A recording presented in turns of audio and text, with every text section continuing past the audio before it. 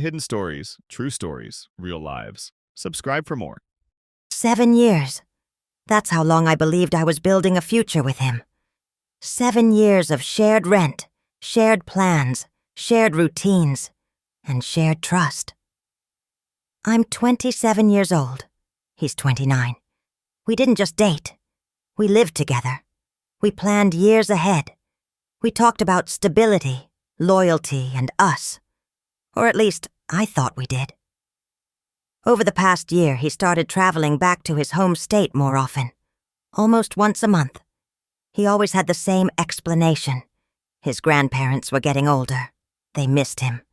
And he wanted to spend time with family while he still could. I never questioned it. That's what trust does. It makes you ignore the small things. It tells you you're safe. Until one morning destroys everything. This morning, I woke up to a message I wasn't prepared for. A mutual friend sent me a screenshot of my boyfriend's Snapchat location. He was at his parents' house. But there was something else on that screen. A girl's Bitmoji, right next to his. Not his sister, not his mom. And the strangest part? His parents weren't even home. I stared at that screenshot for a long time, trying to explain it away. Maybe it was a glitch. Maybe it was someone else nearby. So I called him. No answer. I waited. Tried again. Nothing. Then I opened Snapchat again, and his location was gone. Turned off. That's when the panic started turning into something darker. The mutual friend finally told me the truth. My boyfriend had been telling everyone back home that we broke up 4 months ago. 4 months. According to him, I was already in his past. He told people he was planning to move back once our lease ended. He even made our mutual friend promise to stay quiet because he was waiting for the right time to tell me. The right time. As if 7 years could be erased with good timing. And then came the detail that shattered me completely. That same friend walked into the house this morning and caught my boyfriend hooking up with the girl. In his parents' house. In the life we built together. In the relationship I was still fighting for. I didn't scream. I didn't cry. I couldn't even process it. Instead, I messaged an old friend who lives in my hometown. Not to accuse, not to vent. Just to feel something familiar. Her response came fast. "Why is your boyfriend on Tinder?" Before I could reply, she sent screenshots. There he was. His photos. Photos I took.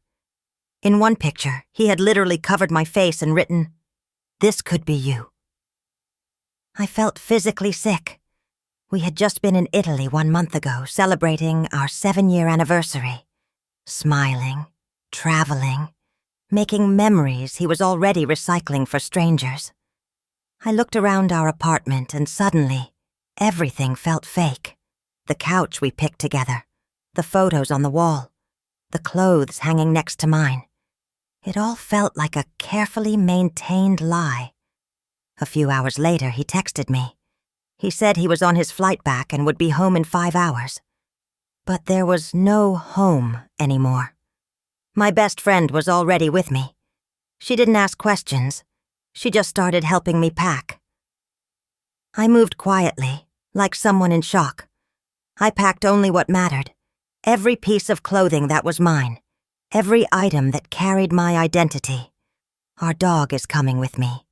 I'm not leaving a note. I'm not explaining. I'm not waiting for apologies that were rehearsed on a plane. We already had separate bank accounts. The joint one barely has anything in it.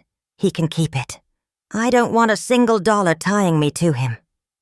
I emailed the leasing office for early termination. I completed the domestic partnership termination forms. I contacted HR to remove him from my health insurance. Every legal tie, cut. The only thing I hesitated over were the photo albums. Years of memories, trips, smiles, proof that what we had was real, even if it wasn't honest. Keeping them would hurt too much. Giving them to him felt wrong. So I left them behind. Not as a gift, not as revenge, but as evidence of something he already destroyed. I'm not blocking him yet. I'm not confronting him. I'm not asking for explanations. Because closure doesn't come from people who lie this easily. It comes from walking away without begging for truth. Tonight, when he opens that apartment door, it will be silent. No clothes in the closet. No dog greeting him. No version of me waiting to forgive him. I didn't scream. I didn't fight. I didn't give him a final conversation. I simply disappeared. And sometimes, that's the strongest goodbye you can give. Thank you for being here. Like and subscribe for more.